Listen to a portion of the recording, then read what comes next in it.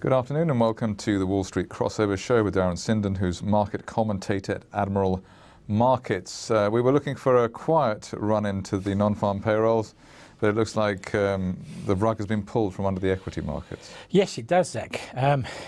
Yeah, Greece is one of the flies in the ointment, and fighting again in the Ukraine, and obviously the bond markets turmoil probably is the word. I mean, you know, all the gains for 2015 that we saw in major bond markets have pretty much disappeared in the last sort of 24 hours, and people are wondering, perhaps with a fair degree of or sensibly wondering what's actually going on. And I think it's just nervousness, and markets hate uncertainty, and they react to uncertain times. Isn't it just a little bit illiquid ahead of the non-farms? And well, I think sorry to cut across you. I think liquidity is an issue, and I think regardless of whether it was non-farm payroll week, I think that is why we're seeing such volatility in the markets.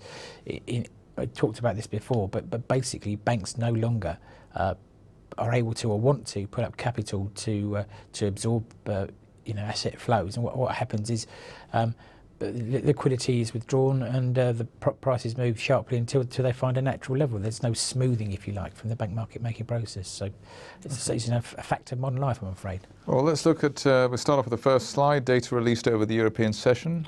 Okay, well, I will start almost where we started yesterday, with another one of these delightful house price numbers. 10 different numbers that we have, I think. Absolutely. Halifax house price index for May this time, month on month, they were down 0.1%, so house price in the UK down 0.1% month on month, according to the Halifax in May.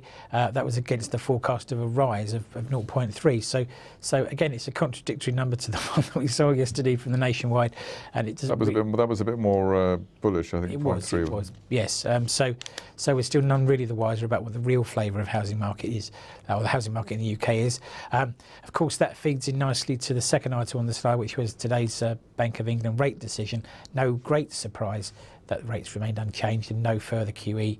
Obviously, people will be digesting any statement and minutes that come from because all these information comes out in one day now, as of today. So plenty of people will be going through that to see what they can glean. In terms of other data, the main figure to my mind was the French unemployment number for Q1 2015 came in at 10.3% against a forecast of 10.4%, slightly better, but still a very depressing number if you're a French unemployed. Yeah, I think Germany's 4.7%. So it is, yeah. And so it's just a totally different kettle of fish there. Okay. And then on the political side, or the further afield? Yeah, well, severe fighting again in the Ukraine.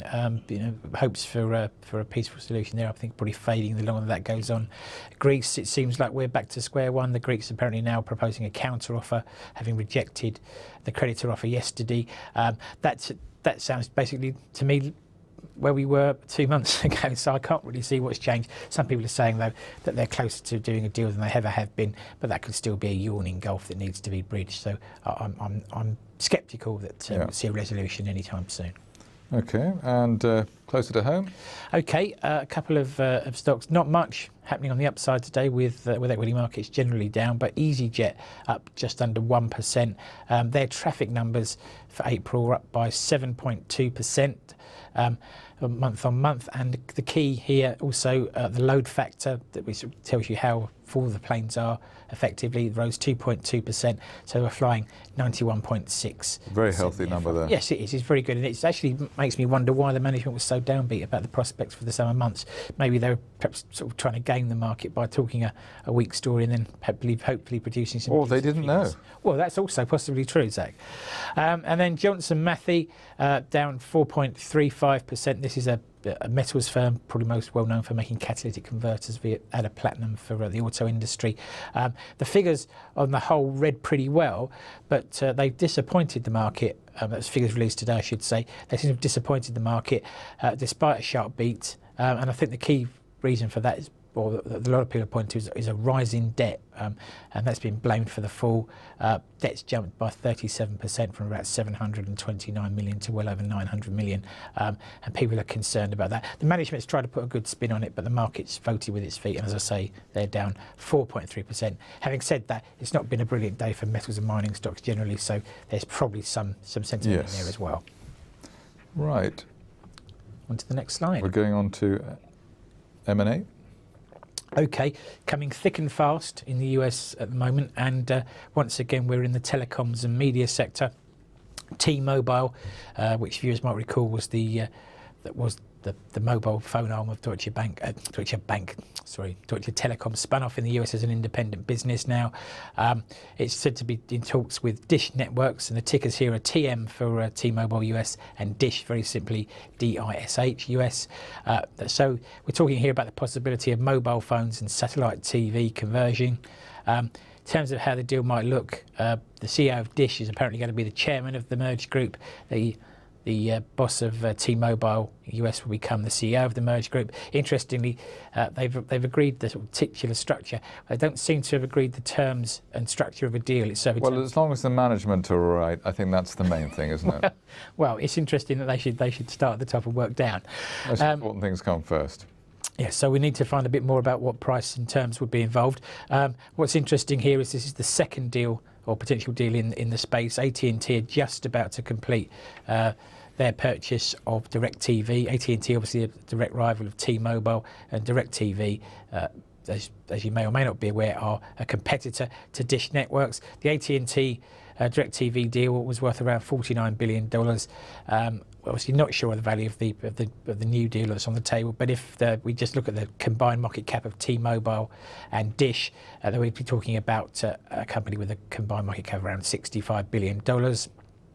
Why is all this happening? Well, we've touched on this before, but basically media and telecoms groups are trying to get the correct mix, and I say correct, they're in inverted commas because no one's quite sure what that is, of connectivity, i.e. links to customers. Yeah, it's a bit of a sort of multi-channel buzzword type of thing. They've got all the telephones, the viewing, everything in one, internet, everything in one bundle. I mean, whether people really want that, the customer, nobody knows. No, they don't. For my mind, I don't think one or two pence for what it's worth. I wouldn't be overpaying for connectivity. I think content is where the value will be found. Interestingly enough, that the content might be the next area for consolidation, and that consolidation could well be driven by John Malone, who is one of the main players in this whole US telecoms and media area. He's speculated that that's the next phase, and in fact he could possibly be the driving force behind it. So we'll be returning to this, I think, fairly regularly over the next 3 to 6 months. Right, and onto US data. Quite a quiet day today as far as US data is concerned ahead of tomorrow's all-important non-farm payrolls. So we've got a bit of an early heads-up perhaps there from our weekly jobless claims number. Forecasting here claims of 276,000 versus last week's 282,000. And then the other figure, one that we wouldn't normally probably pay too much attention to, but since there's a fairly thin economic calendar today, productivity and cost for Q1. Two numbers make up this, non-farm productivity and labour costs. In terms of non-farm productivity, looking for a dip here of around 2.9%, and labour costs, this is quarter on quarter, I believe, to have risen around 6%, which I find surprisingly high. But big jump, yes. So it'll be interesting to see if that is the case and if that actually feeds through into any forthcoming inflation data. So a light economic calendar today, and all eyes really on 1:30 tomorrow. Okay, and the pre-market movers and levels. Okay, well, I've gone slightly off piste here and picked out Syngenta as the pre-market mover. That's a Swiss agrochemical company for anyone who is in any doubt. It does trade here, both here in Europe and in the US. The ticker in the US is SYT. They're up 2%. Just over 2% in European trading, and the reason is that BASF of Germany are said to be considering countering Monsanto's bid interest. Monsanto reached out to Syngenta a couple of weeks ago. BASF is a bit of a surprise contender in there, isn't it? I think it is really, because agrochemicals is not really its area of expertise. Though it has been a business itself in transition over the last couple of years. So perhaps something of a European white knight, and it'll be interesting to see how that one plays out.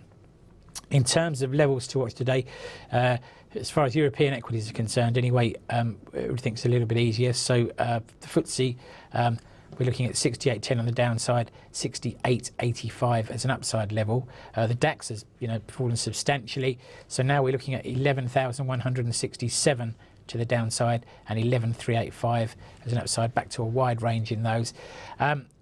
US markets, well, we'll assume they'll take the cue from Europe, but they were broadly unched on yesterday. So 2100 on the downside for the S&P, 2121 remains our upside level. I doubt we'll be testing that this afternoon. The Dow, 18,000 remains in there for its round number value, if nothing else, and 18,107 to the upside. But chance of a breakdown on all these markets. Oh, absolutely, yeah. The momentum certainly appears to be to the downside. Going the other way, of course, some of the currencies, euro dollar would be foremost in that. Once again, the euro strength has shown its hand. So 112.48 on the downside in the euro against the dollar, and 113.90 the upside level there. The Aussie US dollar, surprisingly, the Aussie dollar has held up better than I might have anticipated, given the poor Aussie data that came out this morning. So we're looking at 77.04 as a downside level to watch for a break lower, and 78.20 would be the level I'd keep my eye on if we're going to make further gains. The focus has been off of dollar yen really in the last, well, in this session particularly, we're really focusing on the euro, but 123.80 remains the downside target to watch. 124.90 as far as we're concerned. The upside in bit of a pause then, a little bit. Yeah, a little of a pause, but what we're really waiting for is to see if it can test properly above 125, I suppose. Yeah. And then in terms of cable, 153.20 our downside level. I've got 153.85 there as the upside, but I just noticed before we came on air that we're trading above that, having spiked as high as 154.40 in the session this morning. So let's see if 153.85 comes back into the frame, but for the minute we are trading. A bit of the aftermath of the BOE situation. Okay, well that's a healthy picture for some areas, especially on the M&A side, but otherwise markets looking a bit sad ahead of the big data tomorrow. Darren Sinden, market commentator at Admiral Markets. Thanks for the Wall Street crossover show today. Thank you, Jack. We'll be back again later.